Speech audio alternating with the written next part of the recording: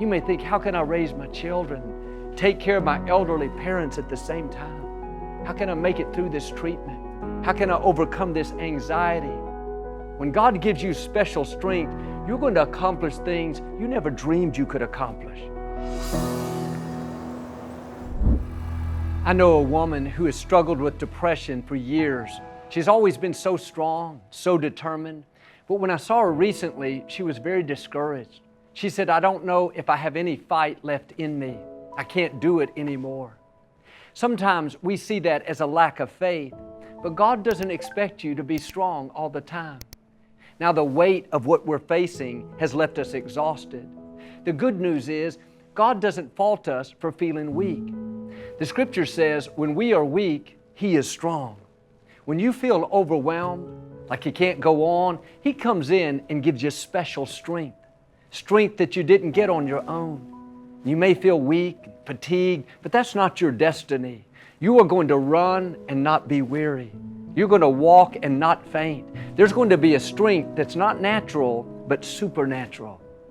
This is what happened with the prophet Elijah. 1 Kings chapter 18, there had been a drought in Samaria for 3.5 years. Without rain, the Israelites were going to perish. No food, no way to grow crops. Elijah climbed to the top of Mount Carmel and began to pray for rain, but nothing happened. He prayed again and again, had his assistant keep going out, checking the weather, looking for clouds forming over the sea, but still nothing. Finally, on the 7th time, his assistant saw a small cloud starting to form in the sky. Elijah sent that assistant to tell King Ahab that he better get in his chariot and quickly leave because a huge downpour was coming. The Scripture says, then the Lord gave Elijah special strength, and he outran the king's chariot to Jezreel. Jezreel wasn't next door to Mount Carmel. It was a 20-mile journey. A horse can run twice as fast as an average man. Man can only sustain that top speed for a short distance. On top of this, I'm sure Elijah was tired, living in the midst of a severe famine, not having proper food. How could he outrun a chariot? That's not possible.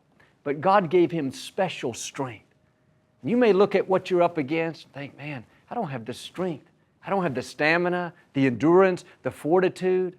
Maybe I did years ago when I was at the top of my game, but now I'm tired. No, get ready, for special strength is headed your way. Jezreel was known as the city of chariots. It had a vast fleet of these powerful vehicles that could swiftly move them into battle. Enemies knew not to come against Jezreel. It's significant that Elijah outran Ahab's chariot. I can imagine Elijah standing before King Ahab as he sat in his big, impressive, state-of-the-art chariot. Ahab had his drivers up front, his staff in the back. Elijah looked up, said to King Ahab, you have a powerful army. You command a vast fleet of these chariots, pulled by these fast, strong horses. I don't have your equipment. I don't have your horses. I don't even have a chariot, but I'm not worried because I don't need what you have. I'm going to outrun you to Jezreel.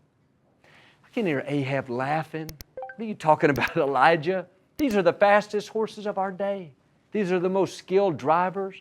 This chariot just won the J.D. Powers Chariot of the Year award. You can't outrun me. But the Scripture says that Elijah ran ahead of the chariot the whole way for 20 miles. When God gives you special strength, you're going to accomplish things you never dreamed you could accomplish. You're going to overcome opposition that's more powerful, that has more resources.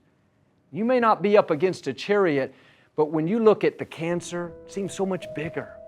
The addiction, the trouble at work, the slowdown in your business, you don't see how you're going to make it. On top of that, you're tired. But right now, God is breathing special strength into you.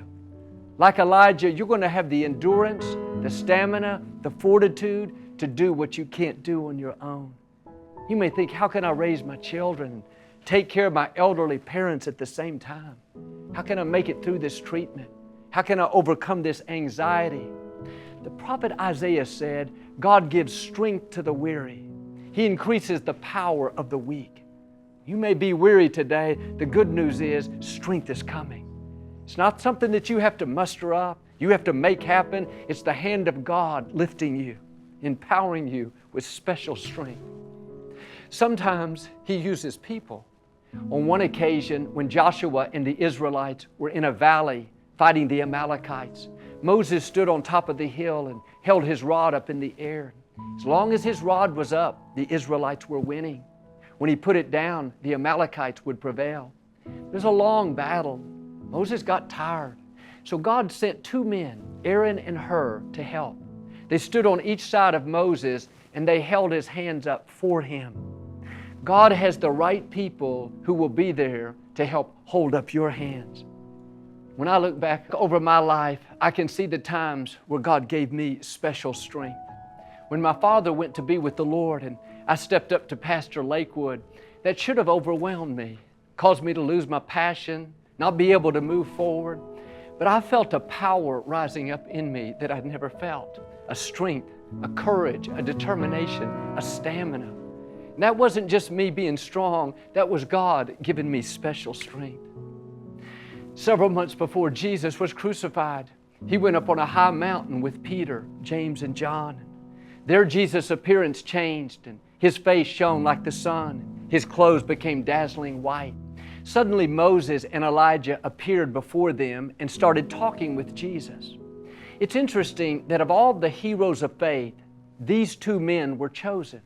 Jesus was about to face all this hardship and suffering, go through things that were very difficult, that could be overwhelming and exhausting. Perhaps Elijah was there because even though he had performed great miracles, even though he had called down fire from heaven, raised a little boy from the dead, at one point he was too exhausted to carry on, too weary to move forward. But then God sent an angel to strengthen him. I don't know what the conversation was, but maybe Elijah encouraged Jesus that God would give him special strength to make it through, that angels would be there to minister to him. Maybe Moses reminded Jesus how when he was too tired to hold up his hands, when he was fatigued and couldn't do it any longer, God sent people to hold up his hands for him, that people would lift him when he fell, help him carry the weight of the cross.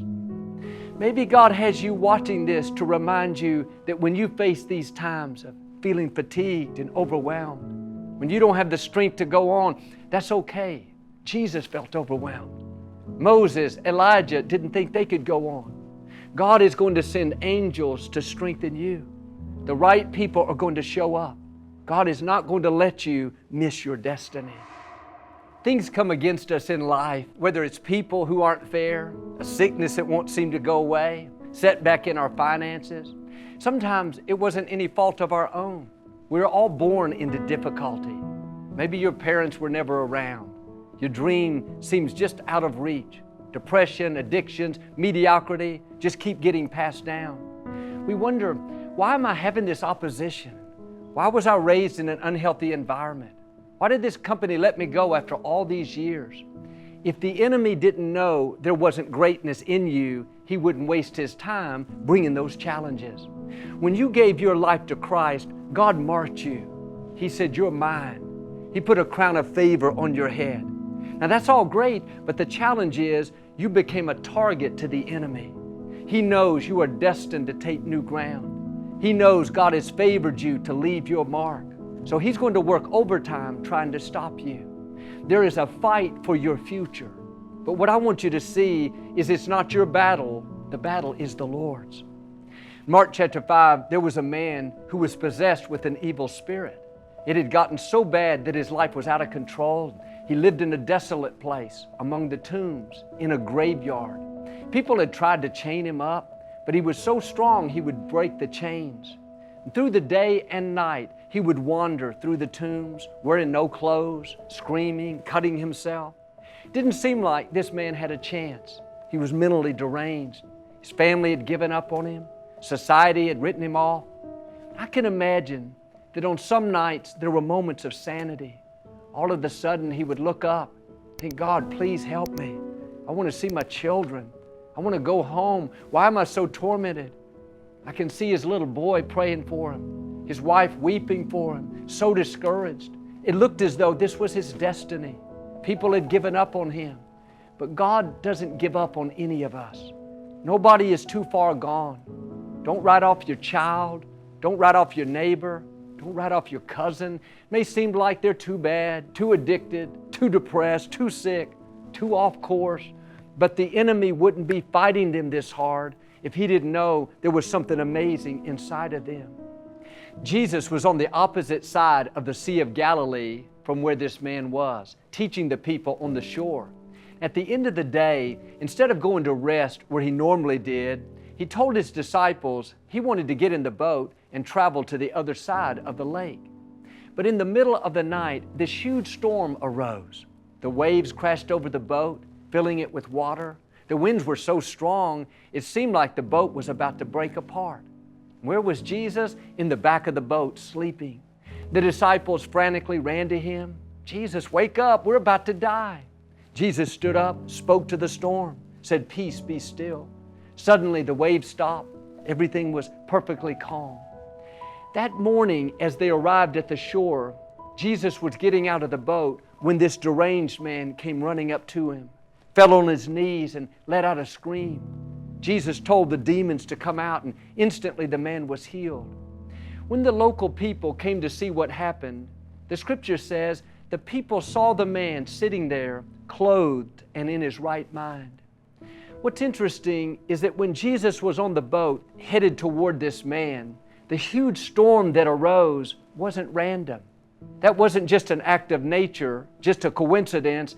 That was the enemy trying to stop Jesus from getting to this man. You would think the enemy would have been satisfied that the man was possessed, out of his mind, cutting himself. Surely this man was no threat.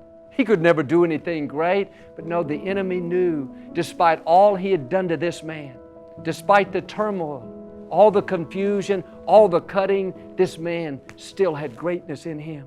He still had a purpose to fulfill. When the enemy saw Jesus crossing the lake, he thought, I've got to stop him.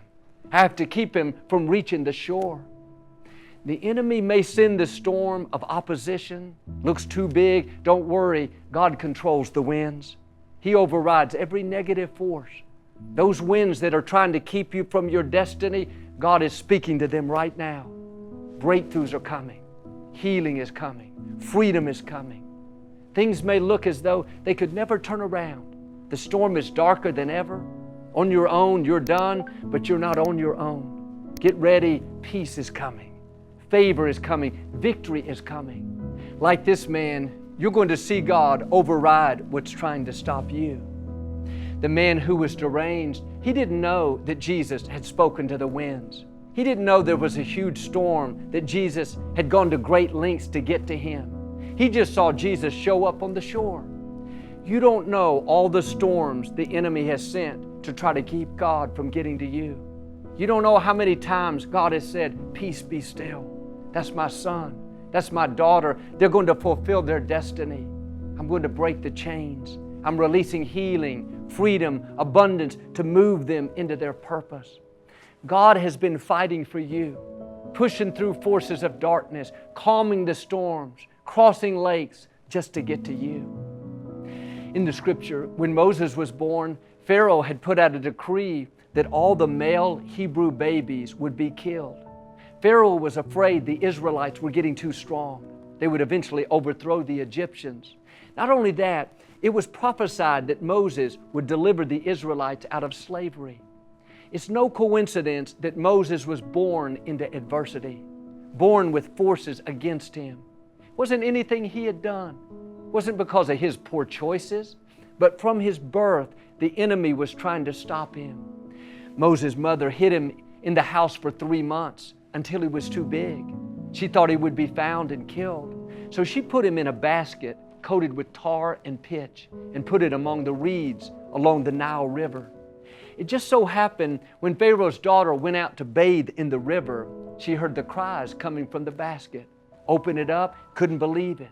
She fell in love with this little baby. What's interesting is she knew he was a Hebrew baby. She knew he wasn't supposed to live. Her father was the one that made the decree. But for some reason, she and Pharaoh decided it was okay for her to keep the baby and raise him as her own. When God is fighting your battles, things will happen that don't make sense. When He says, peace be still, storms that look impossible will calm down. Quit believing those lies. You've had too many bad breaks. Too much come against you. It's too late. There's no storm so strong that Jesus can't calm it. No giant so big that He can't defeat it. No fire so hot that He can't step into it and bring you out. There's no lion so hungry that he can't close his mouth. And there's no Pharaoh so powerful that he can't change his mind. Nothing can cancel God's plan for your life.